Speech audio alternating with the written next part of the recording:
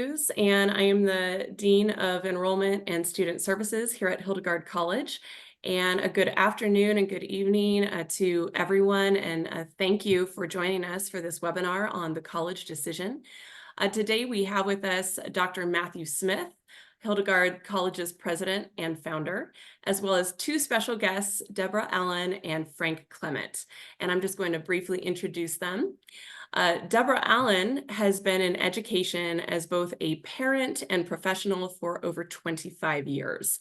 Her broad experience includes serving as a humanities instructor at both the high school and collegiate level, a thesis coach, an academic and career advisor, and she has also created college counseling departments for private and public classical schools. She has served as a consultant for the Society for Classical Learning and as a scholarship reader for multiple nonprofit organizations. Deborah is the founder of Athena College and Vocational Coaching and is a certified college counselor through NACAP. She holds a BA in Communications from University of Florida, an MA in Humanities from California State, and a professional certification in Human Resource Development from University of Georgia, with postgraduate work at University of Dallas. She is also a Highlands Battery Ability Consultant. Deborah and her family currently reside in Annapolis. In her spare time, Deborah enjoys volunteering as a master gardener and watershed steward, reading poetry, and traveling. Deborah, we are so grateful that you are here with us this afternoon. And Frank Clement. Frank currently works at America's Christian Credit Union, one of Hildegard's civic partners. In his role as Director of Strategic Partnerships at ACCU, Frank has worked extensively in the area of education financing and is a regular fixture in conversations around classical education, higher education, and faith, freedom, and learning. Previously, Frank worked in student recruiting for the Honors College at Azusa Pacific University and in program management at Georgetown University's degree completion program. While a student at Lee University, Frank led the peer mentoring program for all freshmen. Frank holds a BA in Humanities and Philosophy from Lee University and an MS in Organizational Psychology from Azusa Pacific University. Frank, we are so grateful that you are joining us as well. I will moderate a Q&A at the end of this presentation, but in the meantime, we invite you to enjoy this conversation on the college decision, and we invite you to add your questions to the chat as well.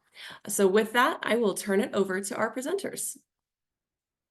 Thank you, Christy. I want to just briefly reinforce what she said, which is to please put your questions in the chat. You don't need to wait until the end. We won't address them until the end, but this is a somewhat structured, somewhat free-flowing conversation, and the plan is to talk through some questions that we've picked out for about 40 minutes, and then to open it up for Q&A at the end. We'll stop promptly at the kind of hour, I guess that would be my time, 5:30, 8:30 Eastern time.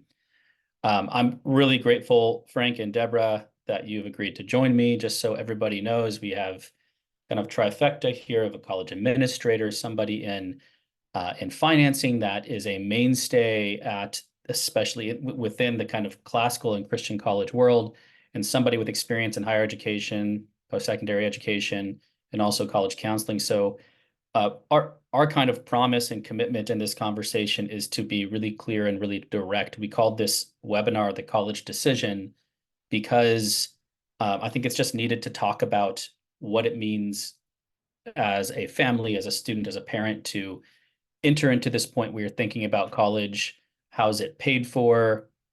How, to what extent should career or calling or a college's major play into the decision? What are the different kind of buckets or types of colleges that are out there? So our goal is to kind of disambiguate as much of this information as possible, and to give our opinion. So we might not agree about everything, and we, in the kind of classic Hildegard style, celebrate discourse in all the forms that it takes. And so in the spirit of that, I want to begin by asking my co-panelists here to respond to a kind of customized question, which is not what is the most important factor when when thinking about the college decision, what do you advocate people keep top of mind when they're looking at colleges and thinking about what kind of decision to make? But rather, imagine, if you would, Deborah and Frank, please, that I'll do it with you. Imagine that you are transported into the body and soul of a 17-year-old and going to college, looking at colleges for the fall or next fall. Given your experience, what you know and believe now, what would be the top of mind priority or most significant factor for you in making that college decision? Frank, I'm going to ask you to begin. This is a sort of just quick response, and then we'll get into the nitty gritty after this. Sure. I think what would have been really helpful, and I have no regrets about going to Lee University, but if I had visited more colleges and sat in on more college classes, that would have been huge for me, because so much of college is spent talking with people. And so to get a sense of the kinds of people that you'll be surrounded with and what they talk about and how they talk about it, I think that would have been really helpful for me, and certainly something that I would advocate anybody who is making that college decision. Like, visit as many classes as you can at as many different kinds of schools as you can, to really figure out where you feel comfortable and where you could see yourself learning and growing. Good answer. Deborah, you're a 17-year-old. What's the most significant factor for you thinking about the college decision? So I'll make it really personal. As a 17-year-old, I would love to have the opportunity to just explore and find a liberal arts institution where people could mentor me and find a sense of belonging with people who share like-minded values, but there was enough space for plurality and discussion to stretch myself. So that would be something that I'd be very curious, and also looking at activities, study abroad, also looking at their calling and career vocational launching. So who am I going to be while I'm here, and what does that look like? Will this institution help me to transition? So those would be some of the things that, as a 17-year-old, I would be very curious to explore. Thank you. And for me, having taught at 4 universities, public, private, secular, and Christian, 5 universities now, I should say. And I guess my cards are on the table because I founded a college that does this, but that's why I would be looking for a college that had a classical liberal arts foundation. Every student is moving through the liberal arts, is not taking typical gen ed classes, intro to this, intro to that, but where the college or university has a sense that there's a core of knowledge and areas of knowledge it wants all of its students to move through. And then I would also be looking for what I would describe as an entrepreneurial education, by which I mean a hands-on practical education that is synthesized with the liberal arts education. So hands-on, emphasis on this. I think that we've moved into a place now in the US where the conventional sit in the classroom, listen to the lecture model to learn how to do something, it just doesn't make sense. You don't passively learn how to do something. You have to learn to do it by doing it. So I would be looking for that very practical, hands-on entrepreneurial education with a liberal arts foundation. I'm not saying this because Hildegard does it. I don't think Hildegard is the only school where this happens. But that would be my answer. So we've gotten that out there. We have our hot takes. I want to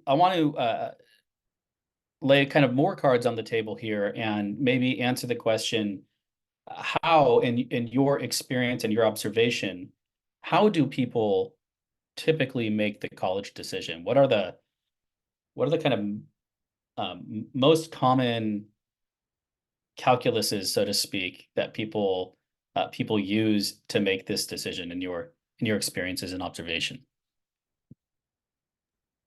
I'll jump in. So there's a difference between how do they and how should they? Right. How do they? How do they? How do they? So oftentimes, a lot of it just depends on family influence of friends. A lot of it depends on finances. I mean, that's a huge one. Academic fit should be one. I think students do consider that. Also, I think students think about proximity to home. That's a big question that students have. How far am I willing to go away from home? What is the distance? Is it city? Is it rural? What kind of college? Public, private, religious, secular. So there are a lot of factors that go into how and why people and students and families choose a certain colleges. And those are just a couple of the ones that I see. But when I'm advising students, I always try to help them recall this idea of belonging and fit, which would be financial, academic, values, and then incorporating some of those other components that I just talked about. Financial, academic, values, and then some of the other components.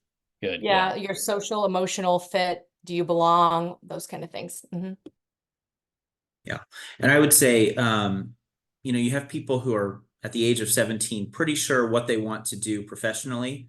And so then they're trying to identify what's that school that will set me up for success, either because it's a place that I'll learn what I need to know to be successful in that kind of a career. Or I think, to be a little bit cynical, sometimes there's this sense that I want to find the school that has the best brand name in that kind of profession. I want to look for the school that's known for producing people who go into this field.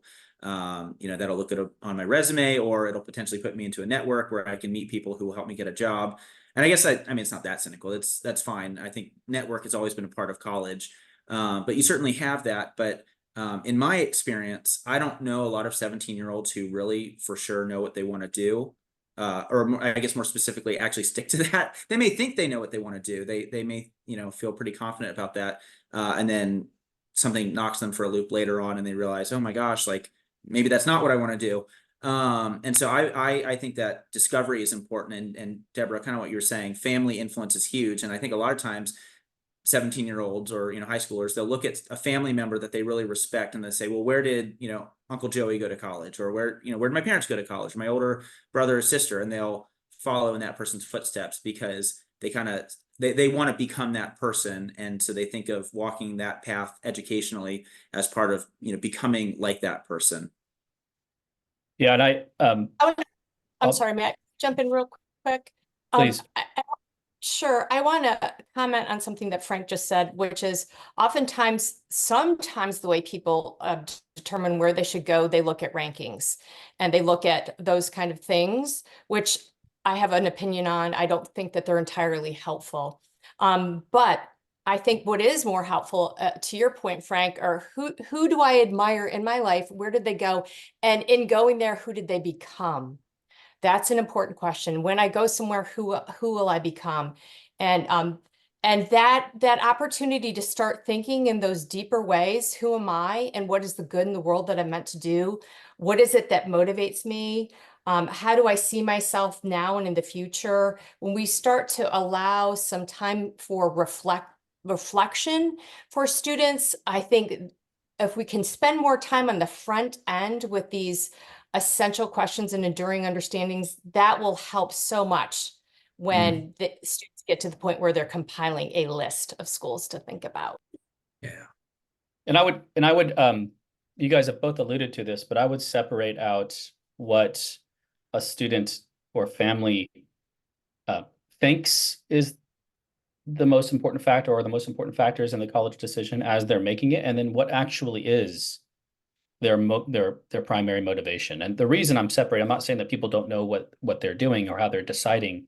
There was I think it's a pretty good book called Choosing College by Michael Horn that applies an economic model to think about, or kind of industry microeconomy model to think about how people are actually choosing college. And what they found is actually, I think, pretty reflective of what you both said, which is that people will say something like, I chose this college for this certain career path, or because it has this really great major in this area that I'm interested in.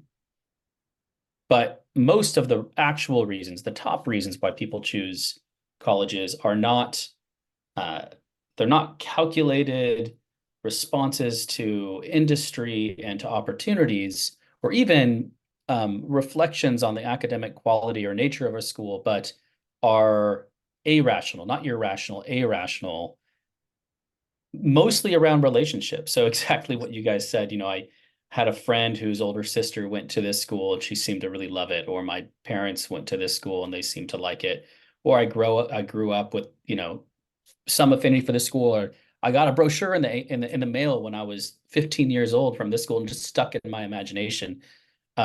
That's a huge influence. And I also think people make the decision in a way that blends intentionality and kind of accidental thought, meaning they'll apply to a set of schools. There's a couple ones they really aspire to and maybe have reasons to want to go to. And then there are safety schools. They end up getting accepted to the safety schools or get a better scholarship offer for one of them and end up going to one of them. But it really wasn't a school that they have any real aspiration for in the first place. So separating out, you know, how people choose college from how they think they're choosing college, if I can be so kind of impudent to make that distinction. On this same topic, in your experience and observation, what are some of the pitfalls that people risk falling into in making the college decision? In other words, what are some of the sort of misinformed or less productive ways to think about making the college decision? What are the traps that people fall into, in your opinions? I feel like I want to hear from Deborah. I bet I'll you've jump seen in. some. I've already alluded to a couple, depending on rankings and not understanding what rankings are or what they're about, having a predetermined mindset of, oh, my family went to this school and everybody in my family goes to this school, having this predetermined agenda instead of having an exploratory nature. So I think that's a pitfall. I think another pitfall is not spending enough time on the reflective questions, the why, the who am I, even before you start looking at the colleges. Not spending enough, and this is maybe more for parents, not spending enough time on making sure that our students have life skills, that they know how to do laundry, that they know how to schedule their own doctor's appointment. I know that's not a pitfall. That's just kind of some things that I see. And the other thing might be the fact that this is not a linear process. So if we think about all these questions and we think about this as I love, there's a book called The Truth About College Admissions by Brennan Barnard and Rick Clark. And they use this analogy, and I think it's a good one, that the college search should be more like a helicopter that's hovering and instead of a plane that's going from point A to point B. I've likened it to, oftentimes people expect the college search to be like a highway that I am going from point A to point Z. It's really more like off-roading. So it's not this linear thing, but it's actually has more opportunity for like a labyrinth. So we're always moving in a certain direction, but sometimes that direction feels circuitous. Sometimes it doesn't feel like we're going anywhere.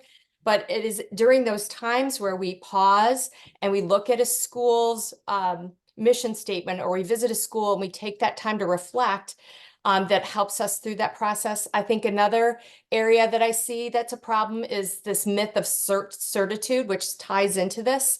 I'm going to do this formulaic thing. And if I do this formulaic thing, then that's going to get me into the ideal school. And this idea that I need to know everything ahead of time instead of letting the process unfold. So I push back on the myth of certitude. And I think instead we need to normalize that I don't know. This is something that's unfolding, and we're going to take the next step and let that light shine. And with the information we have, move on to the next phase. So the timing of all of this is important, because you don't want to start too young, but you don't want to wait till, the beginning of your senior year. So those are some of the things that I think about pitfalls. Another pitfall, and I'll end with this, is that I think oftentimes people let sticker shock hit them. And so they forego applying to a college because they see sticker shock, and they don't have the education or the information to understand that there are merit scholarships, that there are other ways to help fund that. They have to hang on to that loosely because you don't know what that's going to look like at the end of the day, and if financial fit is a thing. So those are some of the pitfalls I think that students and families can experience as they go through the process. Yeah. And Deborah, I love what you're saying about the certitude. I'm trying to think how to, I guess essentially I would say to somebody, you have to be okay with the college you chose, even if you didn't get the career that you were so sure you were going to get. So if you chose a particular college because, oh, they have the best business school and I'm going to go there and then I'm going to get this great Wall Street career. Well, what if you don't get that Wall Street career? Will you hate yourself gone to that college? Are you going to be regretting the debt that you took on to be able to afford the tuition there?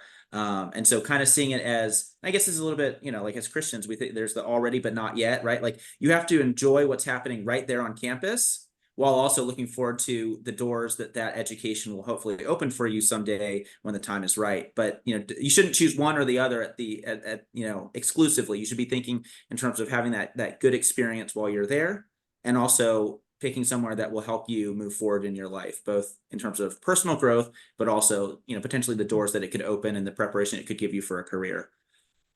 Oh yeah, yeah. And I'll just It add. kind of Go ahead, kind of Deborah. ties into also what you said, Matt, like about a safety school. I don't like the word safety school. Every school on your list should be a school that you're excited to go to. So it might be a little bit less strenuous for you to get in, but that you still should be just as excited to go to that school. But there are a lot of factors that go into compiling the list. And so we've talked about some of the pitfalls now, but there's a lot of things that go into that list. So And I'll add some. I'll just say one pitfall that I see, because you guys covered so many, which is I'm going to call it the local prestige myth. And this is the idea that you're from an area, you're from the Pacific Northwest, or you're from the Southeast, and in your region, there's a school that has a pretty good reputation. I won't do it, but I could name 7 or 8 of them around here in Southern California where we are, has a pretty good reputation. And the fact is, this is not my own idea. This comes from talking to employers and graduate schools, where they just now more than ever don't care unless it's a nationally recognized school. It doesn't matter if you go to the local state school, the small college nobody's heard of, or the school that has a reputation in your region. If literally, it matters if literally every adult in America has heard of the school.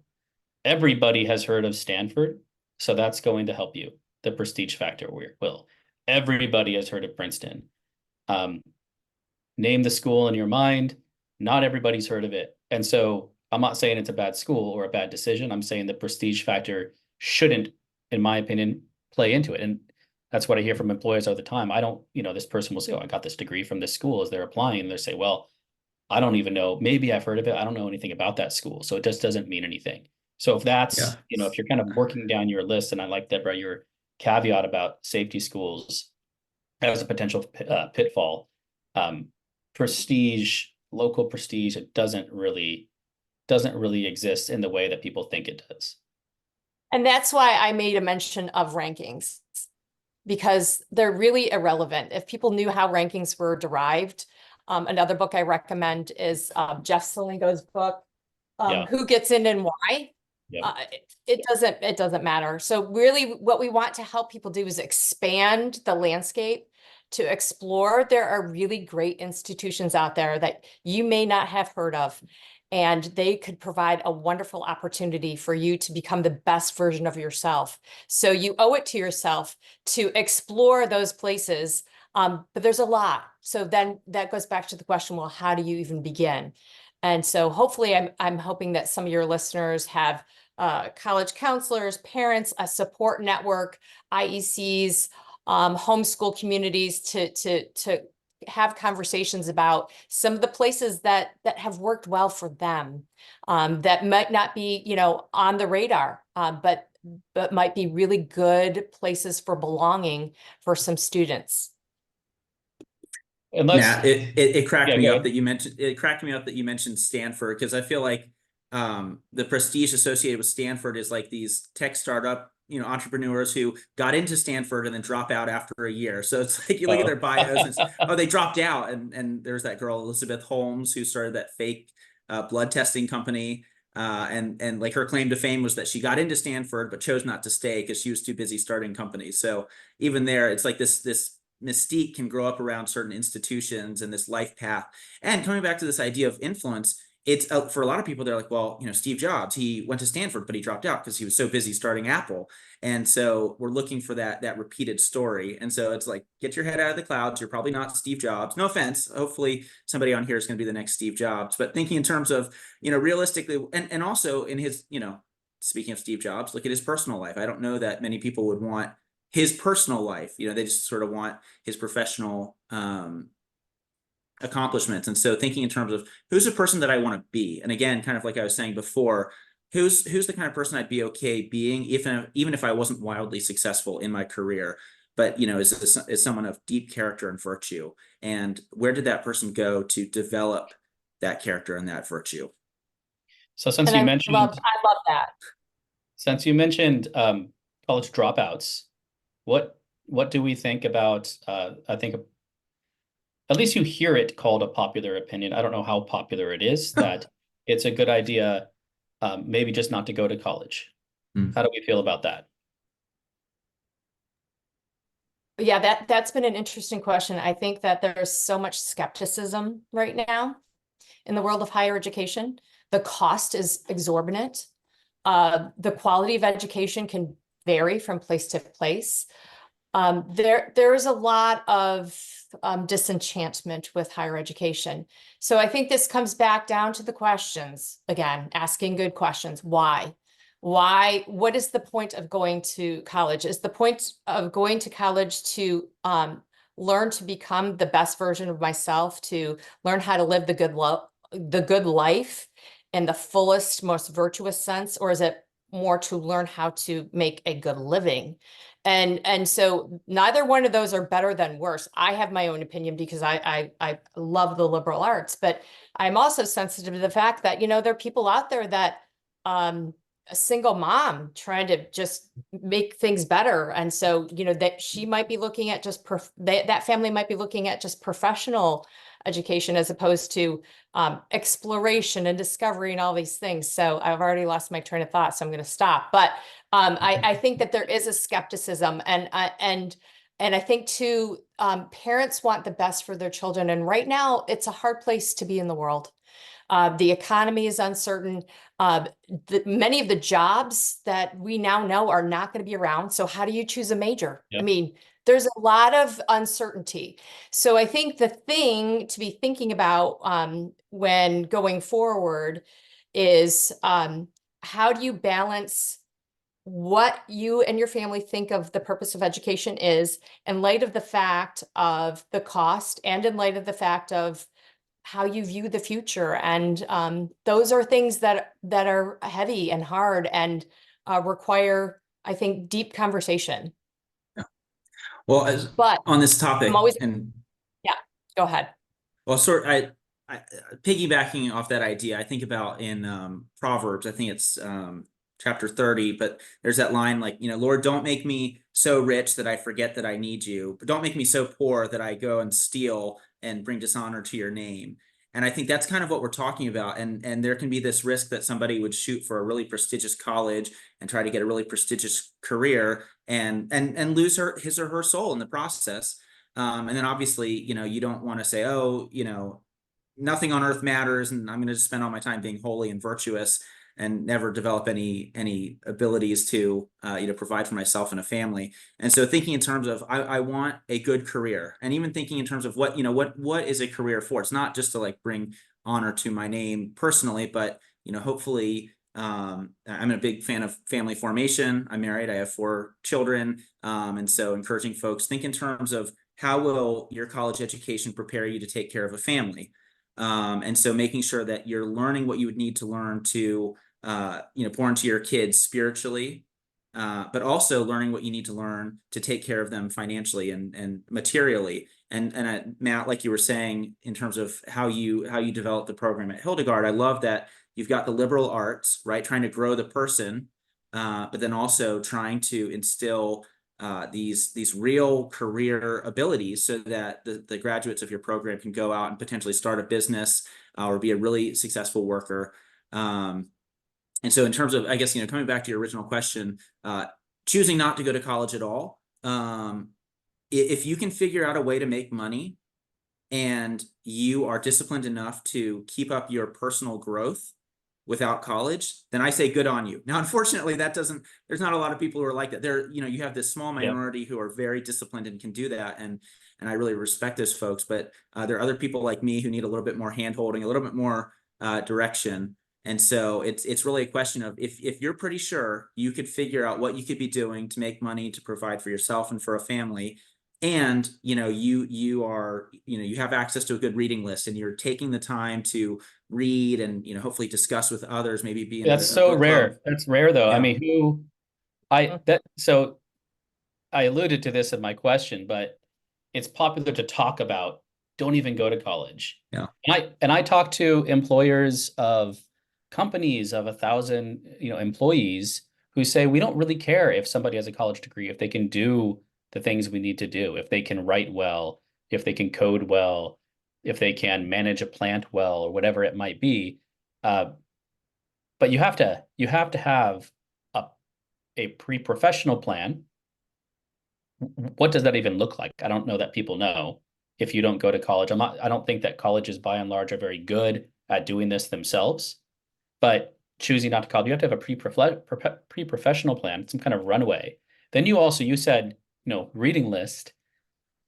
I know a couple people who have done this, who have just sort of self-educated over the course of not 4 years, but because how can you do that if you're also, have a full-time job, but over the course of maybe 15, 20 years. And that's really, I think, really wonderful. That takes a lot of discipline, a lot of planning. In my experience, people who don't go to college aren't really choosing not to, they're just not doing it. And sometimes they're not suffering for that decision as much as they might have expected. I think there are probably still, I feel safe saying this, more people who regret not going to college than people who regret going to college, if they're really honest with themselves. I know there's a lot to say about this, so I'm going to move to a related question, which has to do with career. And how much should career, vocation, even thinking about a path to career through a certain major, how much should this play into the college decision? I know this is a big question, so I'm going to ask you to respond kind of quickly, and we can address more of it in the Q&A. But how much and to what extent should career and vocation play into the decision? Deborah, I'm going to ask you if you could respond first to that. Sure. First, I want to redefine some terms here. For me, vocation is about vocare, calling, and that is ultimately God calling us. And what is God calling us to do? He's calling us to follow him, and then he's calling us to know ourselves, know our skills, and to do good in the world. So I think that is very much an important part of the college experience. And Matt, you alluded earlier to experiential learning. I think that's becoming more and more important. So not only do we want to have the life of the mind, but we also want to develop skills.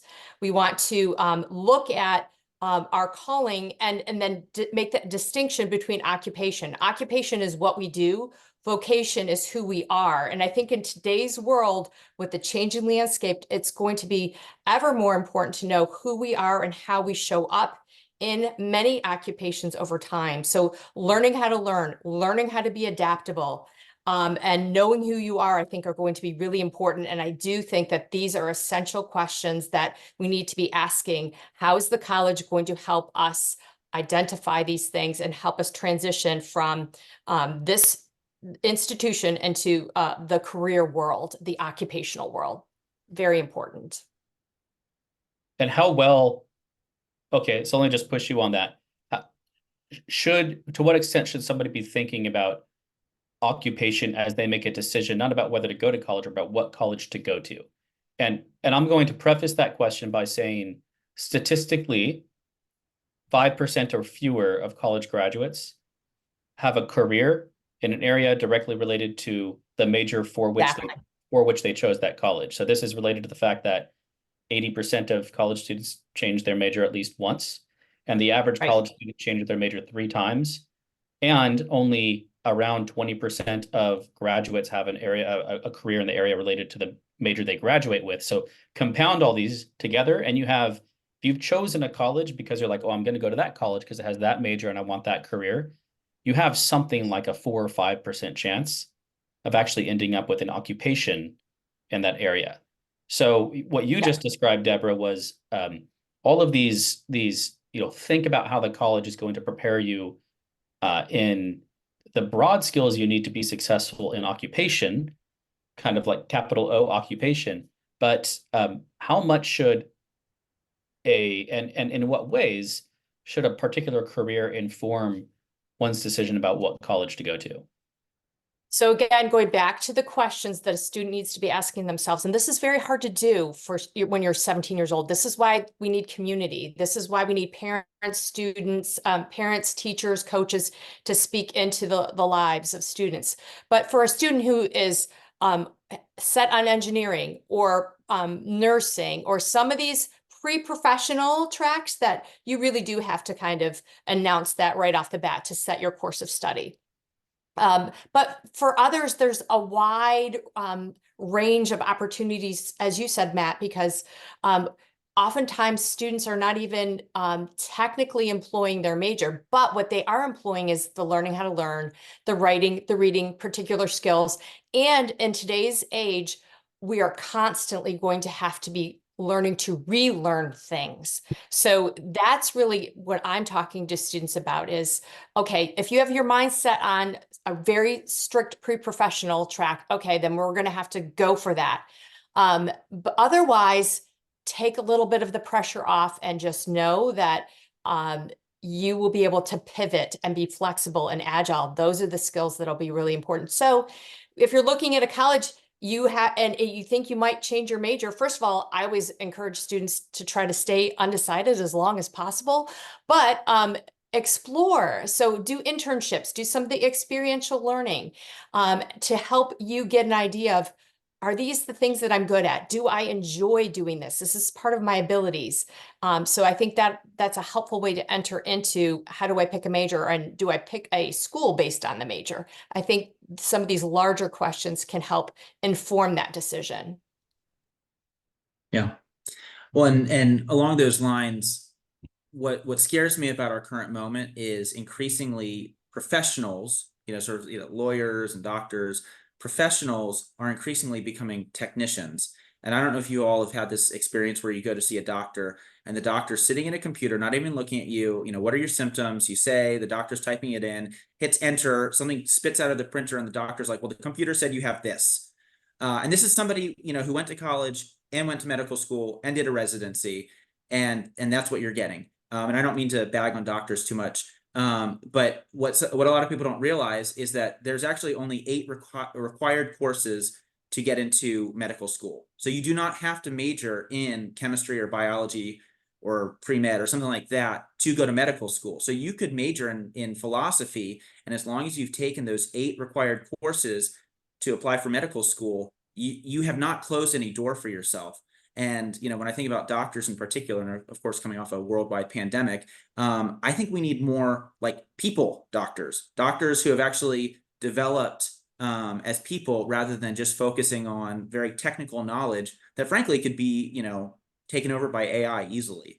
And so I think it's, and law school, same kind of thing. There's no such thing as like pre-law. You do have to pick a major. And so pick something interesting. You're going to go to law school and you'll do that stuff and make sure that you're taking the prereqs that you'll need to get into law school, but consider doing something kind of different from law school so that when you finish both college and law school, you actually have this really well-rounded education and you're in a much better position to think critically when you're interacting with your clients and with the cases that you might have in front of you.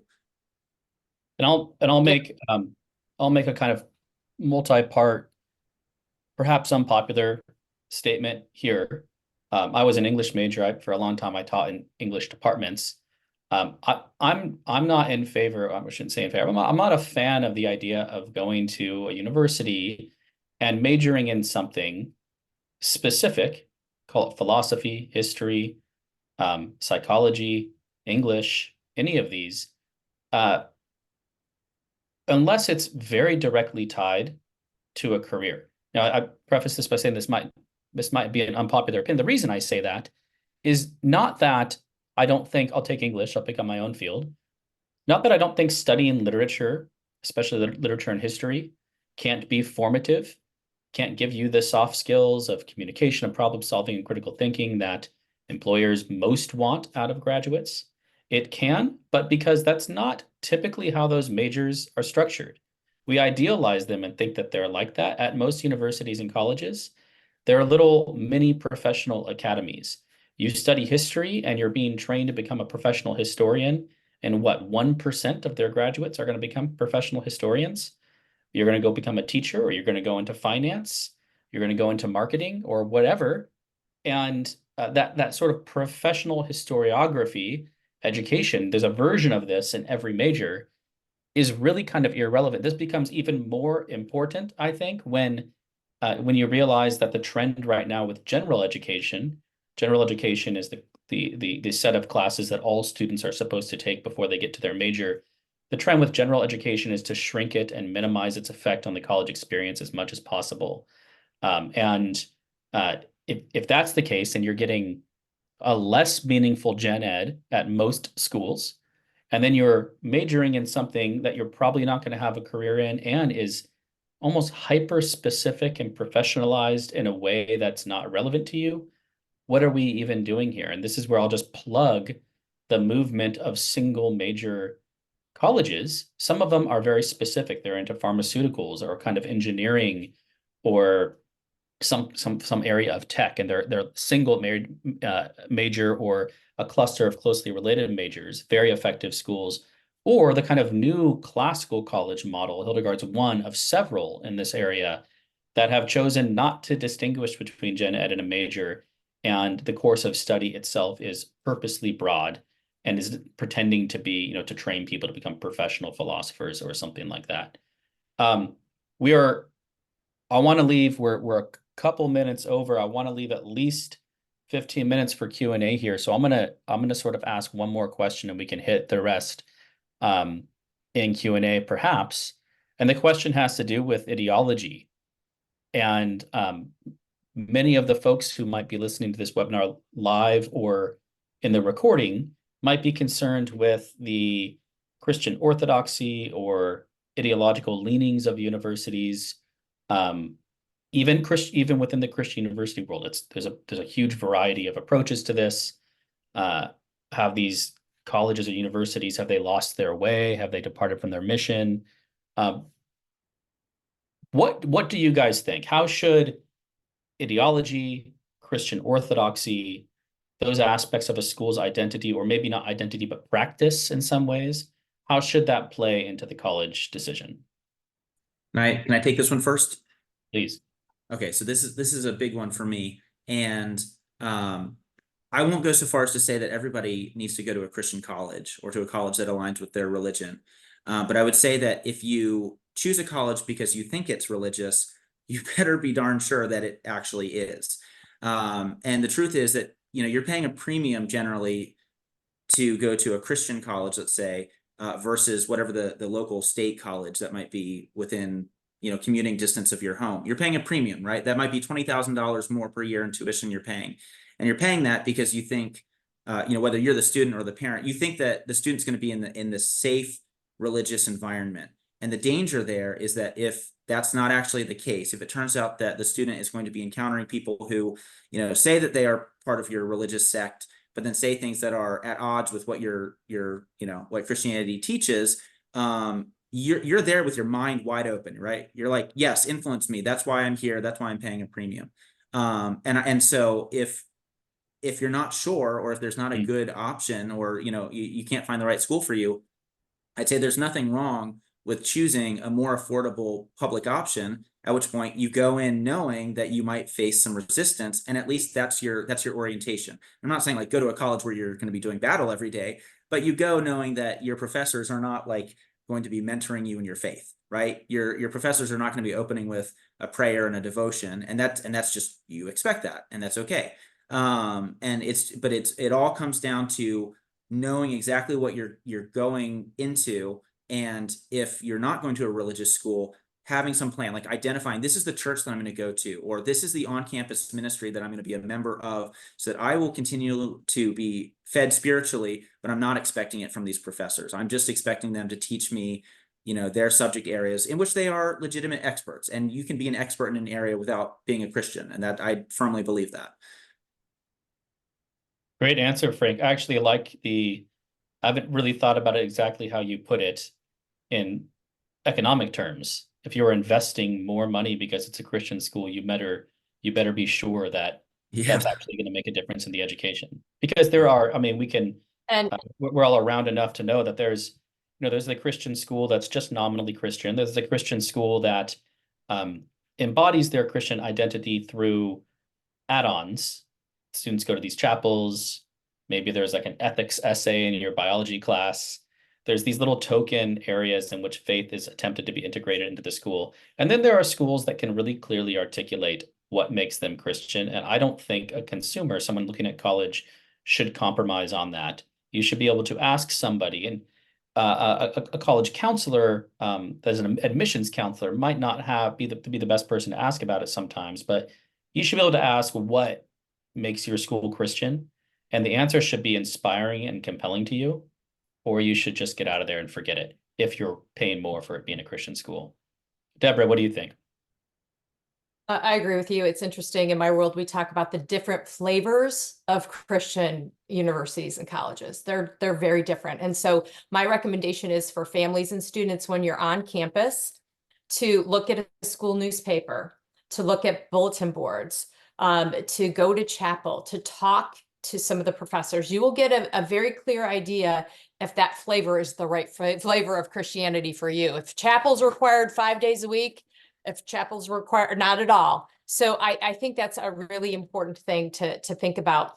I also appreciate, Frank, your comment on just the secular space, because as much as I would love all of our students to go to Christian colleges, that's just not the reality. And there are some places, frankly, that just have certain programs that Christian colleges don't.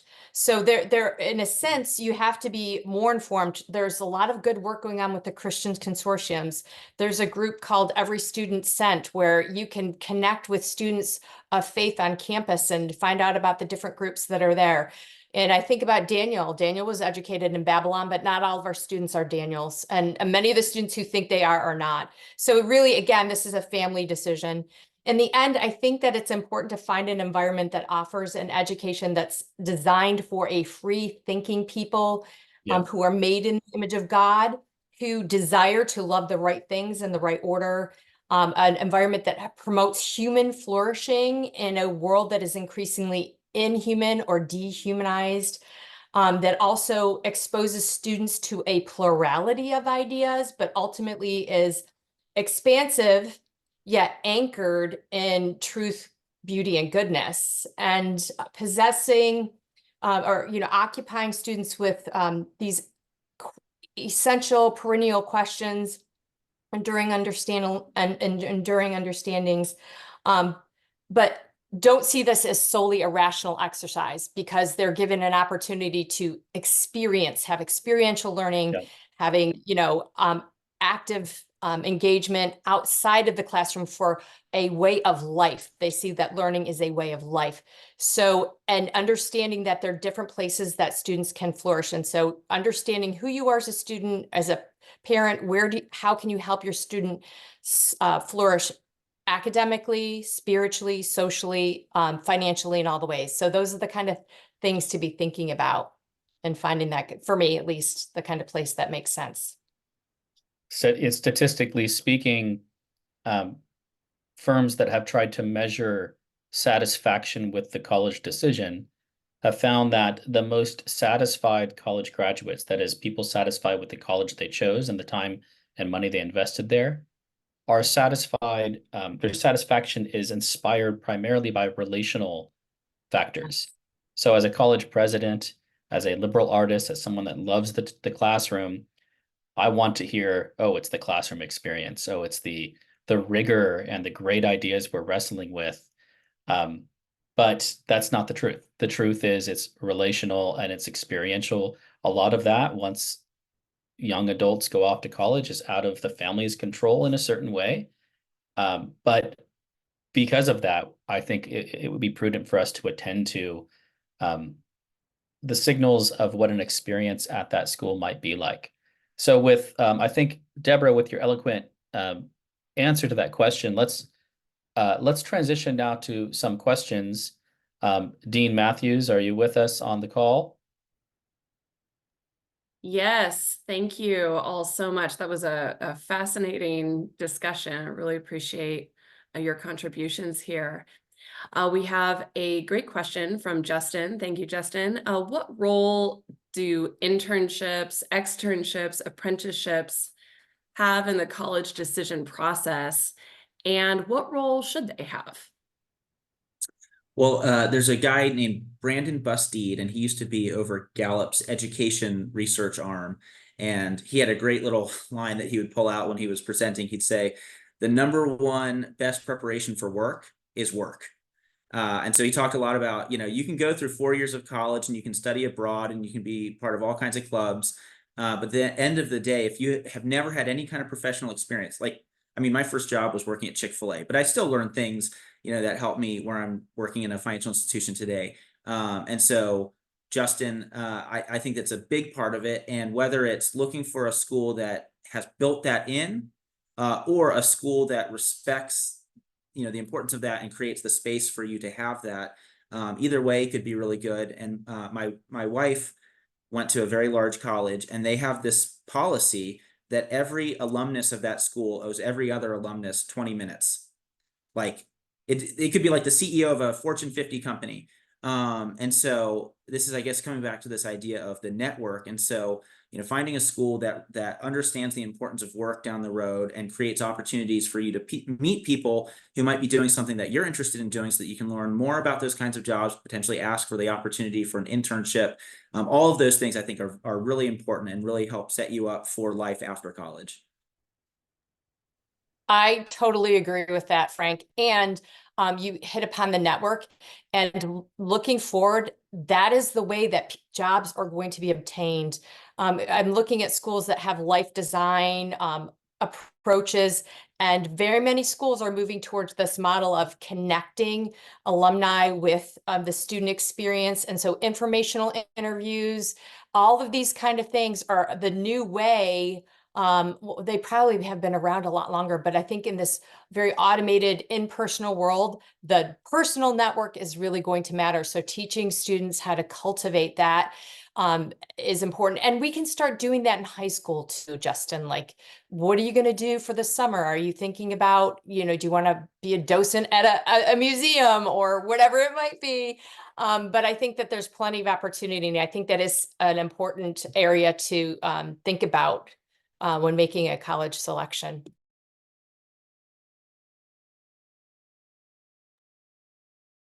Thank you.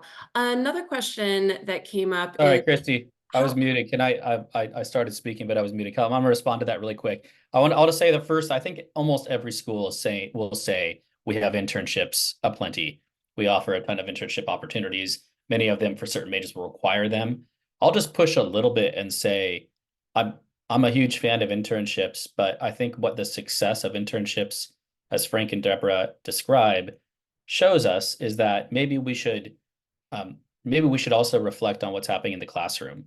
Is this model work that well, where students are just taking things in the classroom and then asking to experience learning in the internship? And so more schools are waking up to this idea that even the learning experience can be done in partnership with organizations outside of the school who come into the school. And there's a more permeable relationship between the school and the outside world. And that's what I would be looking for if I'm thinking about my own children and I'm thinking about giving them real world experience. Yeah, if you get 1 or 2 internships while you're in school, that's great. Even better, the entire program is just infused with interactions with and work for outside organizations. Sorry, go ahead, Christy. oh, thank you for that. Another question that came up is how early should students and families be thinking about college? Is freshman year too early? What would you all recommend? I think freshman year is a great time to focus on what does it mean to be a good student, to explore potential interests, activities, and clubs, to do some assessments. I do the Highlands Ability Battery, so to do some assessments that help you understand personality or abilities, to start asking questions like, what am I good at? What are the areas of my life that bear fruit? Where do I radiate and shine? What makes me get up in the morning? So having that opportunity to pause with some of those deeper reflection questions, well, there's no pressure. So then it just feels like this, and this is a time of discovery.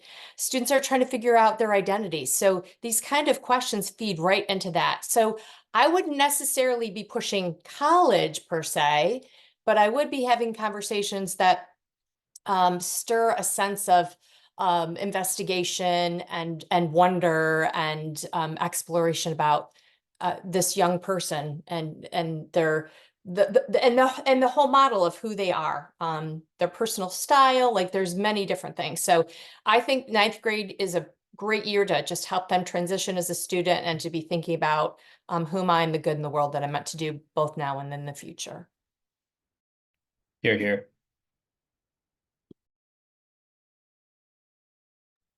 Okay, wonderful. Thank you. Here's another general one. As you think about the college decision, what are, say, the top 3 questions that come to each of your minds that you think all students and families should be asking? Okay, I'll jump in because I kind of already alluded to this. In the first case, unless you're going a very practical route, I think there can be a kind of practical wisdom in the whole community college, state school. I went for free. I didn't want to grow in college at all. I'm not being formed. It's just a means to an end, right? That's one path that I think can, I'm not going to say good for some people, but can be prudent for some people. But for people who want to think of college as a way of becoming an adult and launching into the world and growing, number one, I think you should be asking, what does every student at your school have to learn?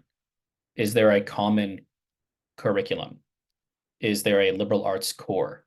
If there's not, it's not because there just happens not to be, it's because the school doesn't care about it.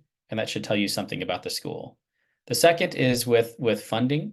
Again, I don't know if everyone's going to agree with me about this. I don't think a student should ever go into any debt for college at all. That's my opinion. I think, and I'm saying that partly because I think that there are schools there around now, good, really rigorous, really effective Christian schools in particular, that are designed around a more affordable price point, and are majoring on the things that matter the most: mentorship and relationship, rigor of academic curriculum, and even kind of industry experience. So I don't think people should ever, in terms of a question, do I have to go into debt, would be the question. And I think the answer is no. I think I'll just kind of give those 2 for now. Is there a liberal arts core? Is there something that all students have to learn? The answer is no, be wary. Will I have to go into debt? If the answer is yes, be wary. Yeah. I think kind of coming back to the importance of people, I'd want to know, can you share some alumni stories? Like who do you celebrate as a university? What is your idea of success? And then the other part of it would be, tell me about your professors, and more specifically, how many of your professors have teaching assistants where the teaching assistants are doing most of the work? And this is where I think, kind of like Matt was saying, if you major in history, only 1% of history majors become professional historians. And so you don't necessarily need to study under this amazing historian who's written lots of books, because you probably won't become a historian yourself. What you really need is someone who teaches history really well, or teaches whatever the subject. So in that sense, are your professors teachers first? Do they take their classroom time seriously and their mentoring of the students really seriously, with the understanding that I'm here to learn something from them, but probably nested within a broader, conception of myself, rather than just trying to become, exactly the same profession that person is in. Yeah, I'm going to totally agree with those. Maybe some other things to be thinking about are this idea of wisdom. We've already talked about virtue. And then thinking about, is the environment emotionally safe? Is it a place of can I be intellectually challenged without feeling suffocated? And is this a place that will fuel my imagination? Will I find mentors, and will I find community that will spur me on to love and good deeds? And am I going to graduate? Like, I mean, that we haven't talked about that, but looking at what are the graduation rates, and making sure that the support systems are there so that you can make this investment and graduate. So those are some of the things that I would be thinking about.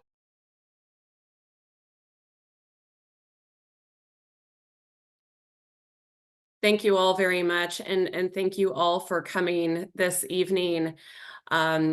Any final thoughts for us from our panelists? Any last recommendations that you have for us?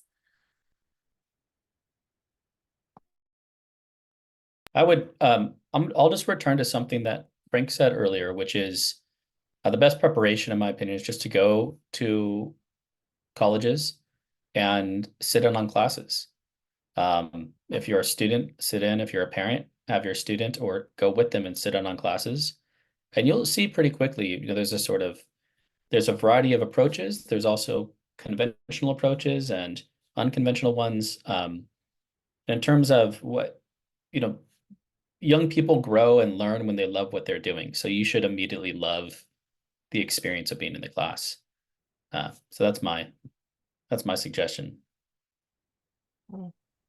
I love that. I think there's something really powerful about being on campus. The other thing that I might add is making sure that your decisions, this is more for parents, making sure that your decisions or your direction is not based on fear, rather faith and information. And so tapping into your community and your resources, connecting with your child so that you can go through this as a journey and an exploration and sort of a rite of passage from moving into maturity in beautiful and wonderful ways. So I think that there's so much stress, and sometimes rightly so, but I would love to move that stress away and think of this more as again, like the labyrinth journey, where we're taking one step at a time and moving in a direction of flourishing.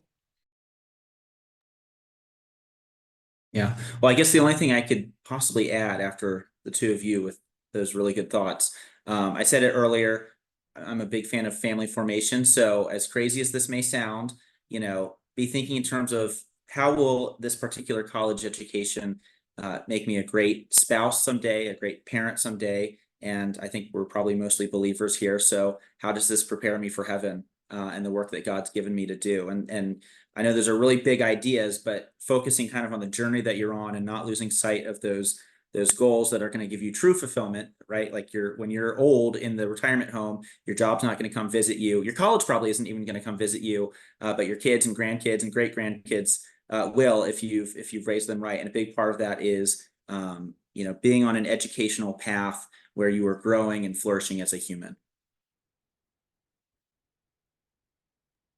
I think that's a great note to end on. Thank you so much, Frank, Deborah, Dr. Smith, for being with us this evening. And thank you all for attending. This session has been recorded, and we will share this recording with you tomorrow. And you will also find this resource, as well as many others, on our YouTube channel. So I encourage you to follow us there. Thank you all again so much, and have a great evening. Thank you so much. Good night.